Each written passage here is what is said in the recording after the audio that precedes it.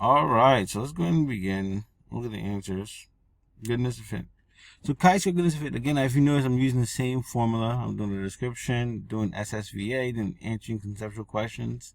So we'll describe the context of a chi-square goodness of fit test in the description. So take note of some differences than that you've seen in the past methods. All right, so here we go. Returning to the survey from last quarter, designed to understand the preferences of Cal Poly students for a new item aimed at enhancing school spirit, the entire school body at Cal Poly forms the population for the study. You see that?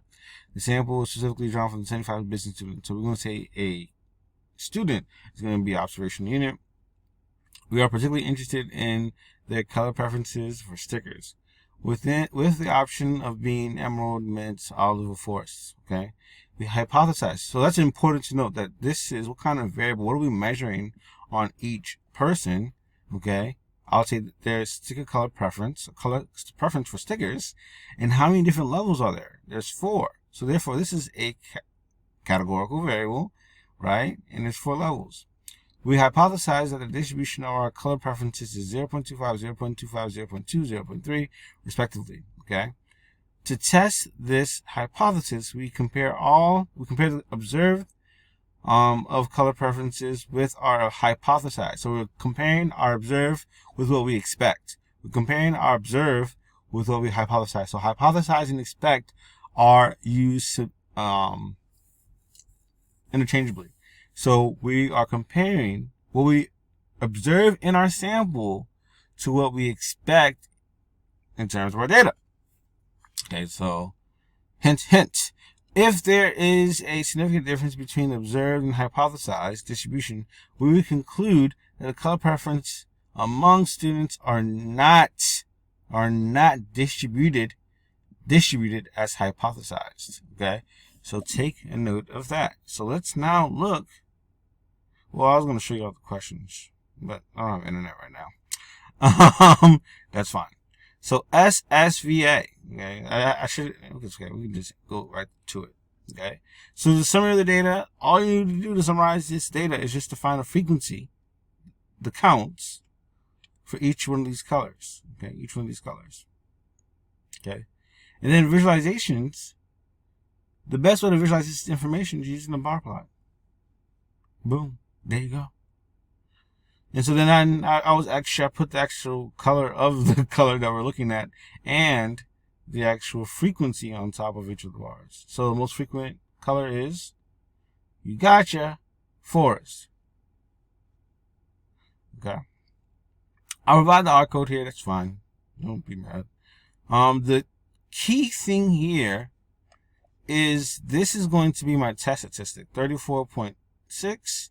My degrees of freedom is 3, and the p-value is 1.8 times 10 to the negative 7. 1.48 times 10 to the negative 7. Okay, so take note of that. Okay, because we're going to answer those questions using this information. Okay. Let's now go to the conceptual questions. Y'all ready? Okay, I'm ready too. So, what would be the population of interest? Cal Poly students. All Cal Poly students. Describe a sample 75 business students. State the observational units. A Cal Poly student. I didn't give you all time to read. My apologies. But I'm going to do that for this video just so we can get through it faster. Okay. Population. You can pause the video and then write this down. Alright. State the variable of interest, variable in this scenario, and specify the variable type. The variable of interest is going to be color preference. Since it's 4 level, it's categorical. How many categories does this variable have? 4. Which categories in level are used synonymously? What should be used if the variable is categorical binary? One population proportions. And here we go. So go ahead and pause the video. Okay, to write these answers. What is the research question? I said this like 3 to 4 times. The research question is, does the observed color preference that we notice in our sample match what we expect the color preferences to be, that 0.25 or 0.2, 0. Whatever this is. Okay, my computer is having some fun. Okay. What statistical technique should we use to address this research question? What statistical technique should we use to address this research question? And I would argue it is the chi-square goodness of fit. Chi-square goodness of fit. Okay? Chi-square goodness of fit. What are the assumptions made? There needs to be at least 5 observations. This needs to calm down. Okay, there needs to be at least 5. Oh wow, we barely meet the assumption. Okay, there needs to be at least 5 in each one of these levels, and the data needs to be random in some way, shape, or form. Okay, and what I was saying regarding expected, it's 0.25, 0.25, 0.2, 0.3. Okay. All right, we're getting right along. Boom. Okay. And then I don't mention the assumptions. The assumptions, I thought I did. And each level has at least 5 elements in it. And then data is random. Data is gathered, data is random. I know it's at a convenient sample, but those that are in my class are randomly assigned to that class. Or it's random in terms of what class they get into. To an extent. But even if the assumptions weren't met, we at least need to note that the assumptions are not met and keep on going. Okay. And be wary of our results if our results are not met, if the assumptions are not met.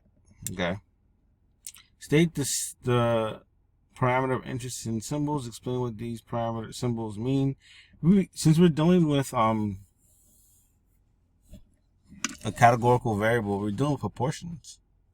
Okay, P, E, P, M, P, O, P, F, where E, M, and F, O, and F are the colors. So they're different colors. So we'll find the proportion of each of the colors. Okay, that's what those symbols mean. You can pause it and take note of it. State the summary statistic used to estimate the parameter of interest. Explain what these symbols mean in the context of the description. State the summary statistic that's going to be our p hats. Okay, so p hat E, p hat M, p hat O, p hat F. Explain what these symbols mean. These are all the sample proportions. Okay, the sample proportions. Okay, for each color. You can take a pause. I would not just bypass this. Even if you write it on your notes on a piece of paper that's not these, I wouldn't just not write this down. It's a mental process of learning. Alright? State the null and alternative hypothesis using words and symbols. Okay? Our null hypothesis in the most blankest terms is that our observed matches what we expect. And then alternative hypothesis is that what we observed does not match what we expect. Okay. Well, we would have to add more detail to that. Okay. We are interested in how far what we expect is from what we observe. State and explain the observed values. Now calculate and explain the expected values. All right. So let's state what the non-alternative hypotheses are first. Our null is that the proportions that we expect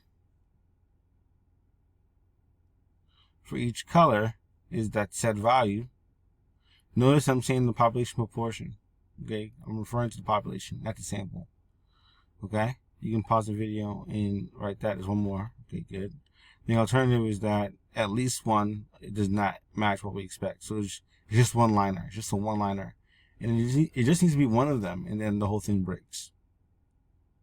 All right. What is the name of the distribution for this used for this test statistic? Is going to be the chi-square.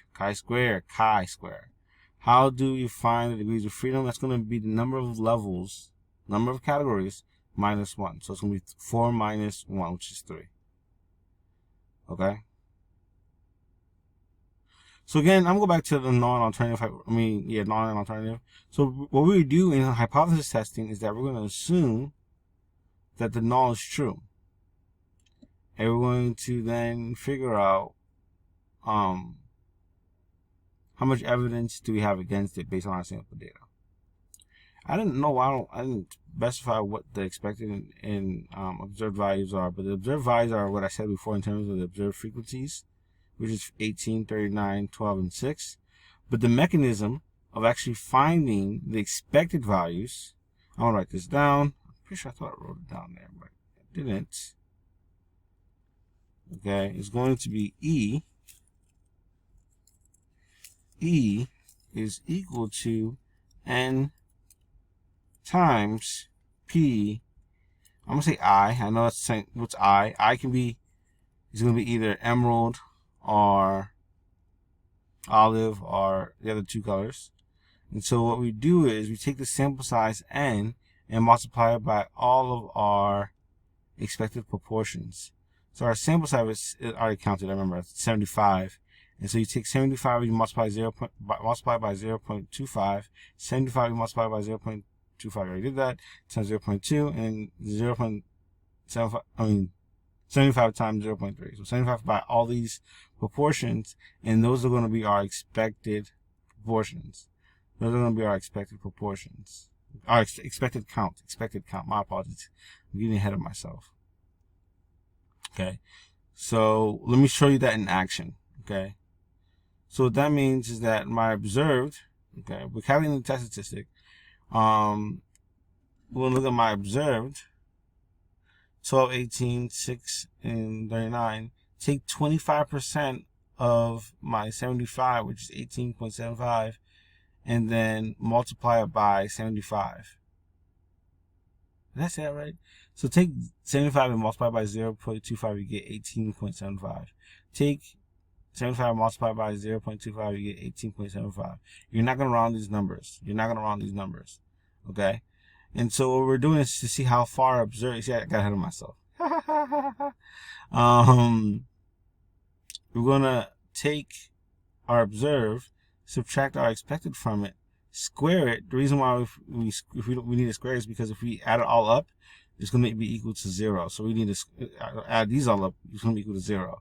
And then we're going to square those differences. And I want you to do this on your own. And then once you square those differences, and then you divide it by E, you get the relative difference between observed and expected. You add up all these values, you get 19.96. Remember that rule of thumb that we discussed in the last video, the review? This no longer works. You can't use that here. Okay, you can't use that here. So you legitimately have to find the p-value. I will always give you the p-value. I will always give you the p-value. I will always give you the p-value. Okay? It's technically 19.96. Our test statistic is a tad bit different. That's very interesting. Maybe I didn't do that. But my p-value is what's given to me. Okay? My p-value is 1.48. I'll look into that. 1.48. Okay? And from there, I can now know what kind of evidence I have against my null hypothesis. I have extremely strong evidence against my null hypothesis. Okay? I'm sorry we meant you can't use the rule of thumb anymore from that previous video. You have to get R output. And drawing a vertical line for the test statistic, since it's 19 point something, okay, would be somewhere around here. This vertical line would be, that would be the test statistic. And the area from the curve to the right would be the p-value. Yikes, my handwriting. That would be the p-value. Alright, so then it says, write a conclusion. What is the p-value? Write a conclusion. And then based on that, we'll say, based on the sample size of 75 students, we will reject the null hypothesis that the population proportions that we expect for mint, olive, forest, and emerald are the set proportions, respectively. A p-value of 0.000173, which implies we have extremely strong evidence against the null hypothesis.